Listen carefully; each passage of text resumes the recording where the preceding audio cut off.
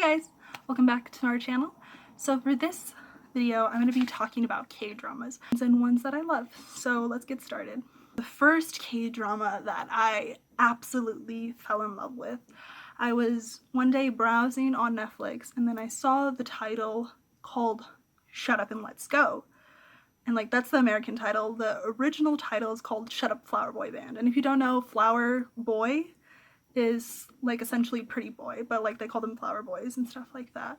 So this one, Shut Up and Let's Go, was released in 2012, and it's about these group of bad boys or whatever who have a band together, and like I don't know what happened, like their school burns down or whatever, so they have to transfer to this rich school.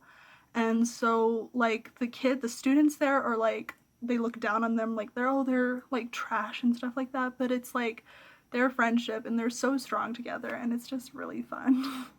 It's so angsty and dramatic, and the music, like the 3 songs that they keep playing, like that the band plays, are so good. I think the thing I most liked about it was the friendship aspect of it, because it's like it was so emotional and it really affected me at that time, and I just fell in love with it. I think my one problem was the romance. It kind of seemed forced, but I'm like, it doesn't really matter to me because I just care about the friendship.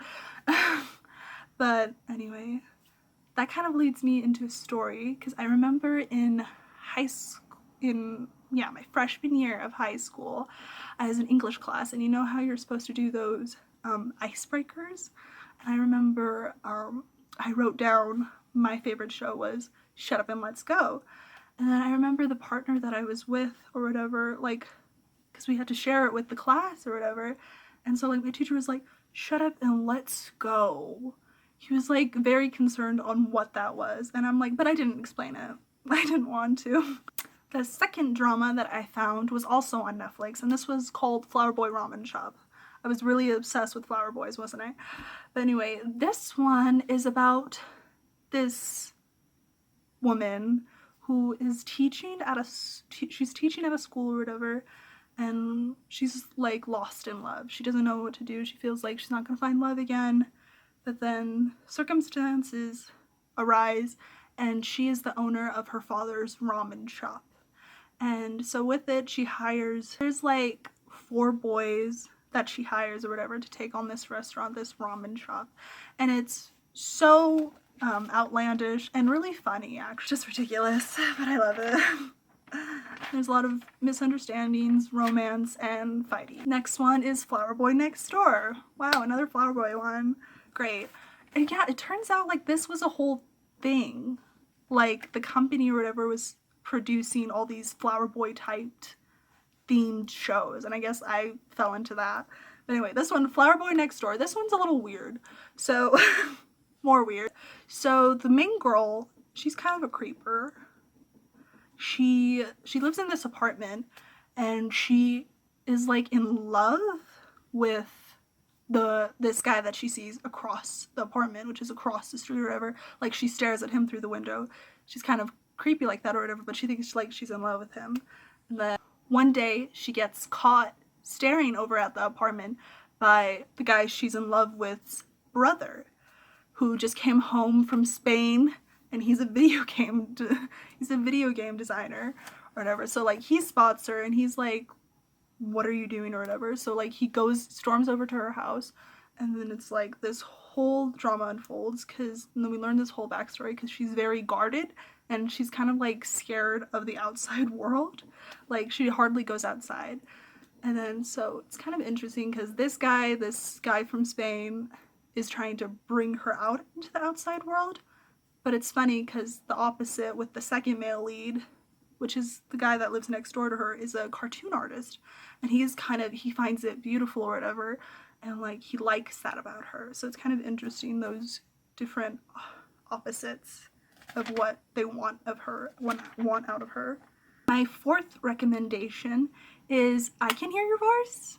I Can Hear Your Voice, which was released in 2013. Shit, I forgot to release dates. Sorry, released in 2013. And this one is about this prosecutor and who was involved like as a child in this criminal case. She was the witness to a murder, essentially. But anyway, she's grown up now, she's become a prosecutor. And then what she doesn't know is the kid that she helped or whatever find the dad's murderer is he's grown up now too, but he has like a special power, like he can hear voices, like he can read minds, like essentially. And so like he finds her and then he's like, remember me and stuff like that. But like they kind of start a romance, but it's kind of interesting because there's this whole like looming thing over them because the guy that murdered the boy's father and the one that she was a witness to is released out of jail. So there's this whole kind of eerie feeling that like he's going to go after them. And so like it's kind of like a thriller. So I think that's what's interesting. It's like dark but also kind of sweet. Another that leads me to my other one. The fifth one, which is called It's Okay, That's Love, which was released in 2014. Now this one, anyway, the main girl, she is a psychiatrist and she's dealing with I forgot what her disease was or whatever, but she has like kind of like PTSD of this relationship. Like something happened in her past, we don't know yet. And then the male lead is this crime novelist and also like radio DJ. But anyway, they cross paths and they kind of start a relationship. But what's really interesting is because they all live in this apartment together with these two other people, which also one of them is another psychiatrist, and another one has Tourette's syndrome. So I thought that was interesting, and it's kind of because it's like a little kind of family. And another thing I found fascinating was the different types of patients the main girl received. So I thought that was interesting. What I also thought was really great about this show was that mental illness is kind of taboo in South Korea. So this kind of show was like talking about it and making it more accessible. So I thought that was good. It's also very sweet, and like their relationship is really respectful. Like they both kind of respect each other. It's kind of like an adult relationship, and it's really nice.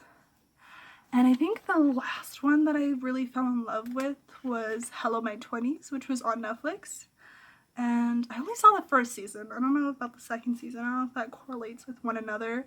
But I really liked that because I thought it was interesting because essentially it's about all these girls who are like flatmates in this beautiful apartment. I think it's a really beautiful apartment in Korea. And it's just their everyday lives, their everyday life situations, living together, falling in love, work, all the stuff like that, living in your mid-20s, living in your early 20s. And well, that's all I've got to say for today. Thank you for watching and see you soon. Bye.